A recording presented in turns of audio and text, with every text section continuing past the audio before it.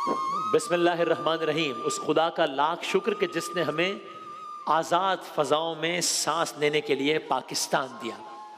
आज 23 मार्च है। आज मुल्क पाकिस्तान में यौम पाकिस्तान मनाया जा रहा है। क्यों मनाया जा रहा है? क्या हुआ था आज? किसने किया था? क्यों किया था? ना होता तो क्या होता?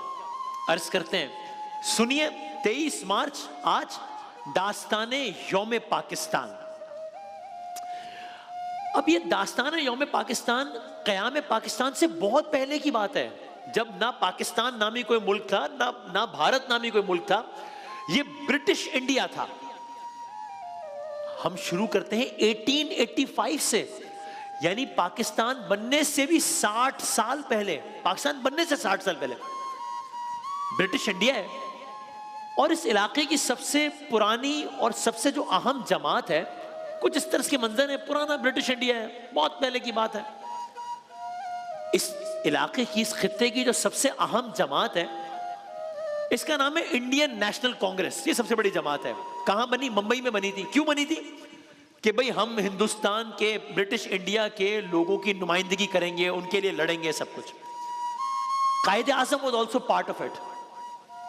लेकिन जो जो टाइम गुजरता गया, मुसलमानों को एक रियलाइजेशन हुई। मुसलमानों में ये एहसास पैदा हुआ कि ये जो जमात है, ये हिंदू डोमिनेटेड जमात है, ये हिंदू अक्सरियत जमात है, ये हमारी सही रिप्रेजेंटेशन नहीं कर रही है। We need to have our own platform. So 1906 में, अगेन पाकिस्तान बनने से 40 साल पहले की बात हो रही है। 1906 में उस वक्त के ढाका में मुसलमानों ने अपनी अलहदा सियासी जमात बनाई। पहले कांग्रेस थी, अब एक और सियासी जमात बनाई मुसलमानों ने। हमारी अपनी जमात होगी, क्योंकि कांग्रेस में हिंदुओं का कब्जा है। इस जमात का नाम रखा गया all India Muslim league. 1906 Dhaka, 1906। अभी कायदे आज़म नहीं है इसमें। टाइम आगे बढ़ता गया। इसके कयाम के 7 साल बाद 1913 कायदे आज़म मोहम्मद अली जिन्ना ने इस जमात को ज्वाइन किया। और फिर 21 साल बाद, यानी कि 1934 में कायदे आज़म इस ऑल इंडिया मुस्लिम लीग के प्रेसिडेंट बन गए। अब जब कायदे आज़म प्रेसिडेंट बन गए, जाहिर है क्या कहने हैं मोहम्मद अली जिन्ना के। उनकी क़यादत में जमात बहुत बेहतरीन तरीके से आगे बढ़ने लगी। उनकी क़यादत में जमात मुसलमानों के हुकूक का तहफ़्फ़ुज़ करने में अपना किरदार अच्छे तरीके से अदा करने लगी। हम तेजी से आगे बढ़ते हैं। अब जाहिर है कोई भी सियासी जमात होती है, उसके अपने मकसद होते हैं, उसके इजलास होते हैं, उसके सियासी जलसे होते हैं, उसके कन्वेंशन होते हैं। 23 मार्च, आज के दिन 23 मार्च 1940 को इसी सियासी जमात का या इसी जमात का सालाना इजलास था। और ये बहुत अहम मौका साबित हुआ, ये बहुत तारीखी मौका साबित हुआ। यानी ये एक सालाना इजलास नहीं था, ये एक रस्मी इजलास नहीं था, बल्कि पाकिस्तान की तारीख का संगे मील था। कहां था ये इजलास? लाहौर। किस जगह पे था? एक ग्राउंड में था, मिंटो पार्क कहते हैं उसे। ये वो ग्राउंड है जहां पर आज मीनार पाकिस्तान है। उस वक्त नहीं था, आज है। पाकिस्तान बनने के भी कई सालों बाद 1960 में इस जगह पर मीनार पाकिस्तान की तामीर का आगाज हुआ। 1968 में मीनार पाकिस्तान कंप्लीट हुआ। और मीनार पाकिस्तान इसीलिए बना, जो कि पाकिस्तान की शनाख्त है, कि जी एक तारीखी वाकया 23 मार्च 1940 को इस जगह पर मिंटो पार्क में हुआ था। उसकी निशानी के तौर पर मीनार पाकिस्तान बना। लेकिन 23 मार्च को ऐसा हुआ क्या था? यौम पाकिस्तान क्यों कहते हैं इसे? ऑल पाकिस्तान, ये जमात है ऑल इंडिया मुस्लिम लीग। और 23 मार्च 1940 लाहौर के मिंटो पार्क में जलसा है। अब आइए दास्तान यौम पाकिस्तान। अब मंजर क्या है? अब मंजर यह है कि 23 मार्च का दिन है, मौसम बहार की खुशगवार दोपहर है, लेकिन फजा में मामूल से ज्यादा गर्मी है, जोश है। मंजर क्या है? मुसलमानों का जम्मे गफीर है, लाखों मुसलमानों का जम्मे गफीर है। दूर दूर से मुसलमानों के काफले आ रहे हैं, जवान आ रहे हैं, बच्चे आ रहे हैं, नौजवान आ रहे हैं, माएँ बहनें बेटियां। क्यों भाई? मोहम्मद अली जिन्ना ने इजलास बुलाया है भाई, ऑल इंडिया मुस्लिम लीग का इजलास है भाई, मिंटो पार्क में एक बड़ा इजलास है।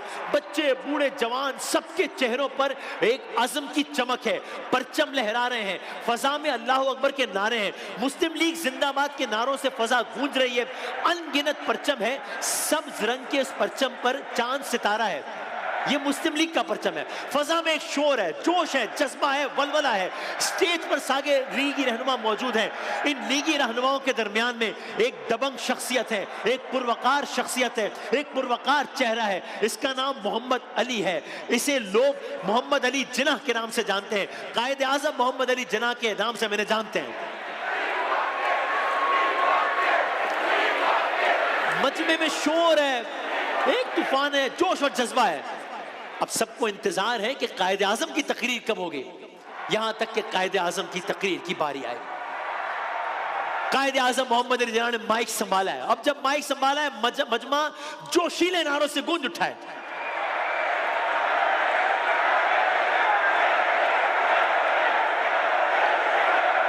एक शोर है, एक मंजर है, लोग कायद की तकरीर के मुंतजिर हैं। यहां तक कि अब फजा में सुकूत है, खामोशी है, सब हमतन गोश है। वो तारीख साज लम्हा आ गया है। कायद आजम तकरीर शुरू कर रहे हैं, मजमा सुन रहा है, कायद बोल रहा है। अब कायद आजम ने क्या कहा, खुलासा पेश करते हैं। कायद, अब आप वो मंजर ज़हन में रखिए कि ब्रिटिश इंडिया है, हिंदू हैं, मुसलमान हैं, मसाइल हैं, सारे मुसलमान और अपना एक अलग प्लेटफॉर्म बना चुके हैं। अब कायद आजम ने तकरीर का आगाज किया, कहा हिंदू और मुसलमान दो अलग अलग अक़वाम हैं, दीन अलग, तारीख अलग, तहजीब अलग, तमद्दुन अलग, लिबास अलग, खुराक अलग, उसूल अलग, सब कुछ अलग है। हम दोनों, एहतराम अपनी जगह है, लेकिन दोनों एक कौम बनकर इकट्ठे नहीं रह सकते। ये राज काबिल कबूल नहीं है। We want the division of India into Hindustan and Pakistan because that is the only practical solution. बहुत मर्तबा दोहराया है इस बात को कायद ने। हम मुतालबा करते हैं मुसलमानों को अलहदा रियासत दी जाए जहां वो अपनी अक्सरियत में हो और आजादी के साथ रह सके। अब कायदे आजम ने गोया मजमे पर बिजली गिरा दी है, हर दिल में शम्मे उम्मीद रोशन कर दी है। उस माहौल में जब सब अपने आप को सप्रेस्ड फील करते थे, एक शम्मे उम्मीद रोशन हो गई है। ये 23 मार्च है, अब दोबारा फजा में शोर है, फजा फिर नारों से गूंज उठी है। मजमा नारों से गूंज उठा, दिल में जज्बा, जबान पर नारे, चेहरे पर इत्मीनान, आंखों में उम्मीद। उस एक तकरीर ने सब कर दिया है। अभी ये सब मंजर जारी था कि इस मंजरनामे को मजीद गरमाने के लिए उस वक्त के बंगाल के वजीर आला मौलवी A.K. फजलुल हक स्टेज पर आए हैं। अब जो होने वाला है ये बहुत तारीखी है। अब जो आपकी खिदमत में अर्ज करने लगे, इसके असरात आज तक महसूस किए जाते हैं। मौलवी A.K. फजलुल हक स्टेज पर क्यों आए हैं? करारदाद पेश करने के लिए आए हैं। ये कोई मामूली करारदाद नहीं है, ये मुसलमानों की तकदीर बदलने की दस्तावेज है। कहा करारदाद का मतन, उसका खुलासा, हिंदुस्तान के वो इलाके, मुतालबा हिंदुस्तान के वो इलाके जहां मुसलमानों की अक्सरियत है, उन सबको एक करके एक अलहदा रियासत बनाया जाए। उन रियासतों को मुकम्मल खुद मुख्तारी हासिल हो कि वो अपने तमाम मामलात अपने नजरियात के मुताबिक चला सकें। अकलियतों को उनके अकीदे, रस्म और रिवाज के तहफ़्फ़ुज़ की जमानत दी जाए। करारदाद पेश कर दी गई, गोया आज पाकिस्तान की बुनियाद रख दी गई।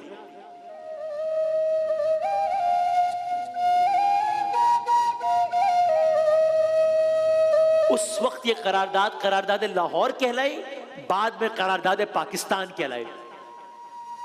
इसका एक एक लफ्ज लोगों के दिलों में उतर गया, जज्बा बढ़ गया, हर शख्स आजादी लेने पर अड़ गया, आंखों में मुस्तकबिल का नक्शा उतर गया। इकबाल का 1930 में देखा गया ख्वाब आज 23 मार्च 1940 हकीकत की तरफ बढ़ गया।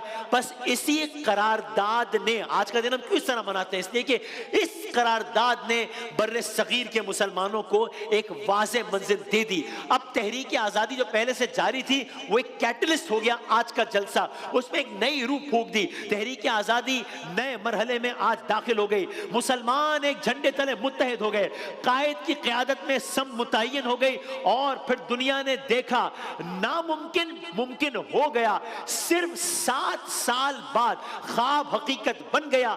23 मार्च 1940 को बुनियाद पड़ी, 14 अगस्त 1947 की सुबह दुनिया के नक्शे पर एक नई खुद मुख्तार रियासत का ज़हूर हो गया, जो कि हमारी जान है, जो कि हमारी आन है, जो कि हमारी शान है। इसका नाम पाकिस्तान है।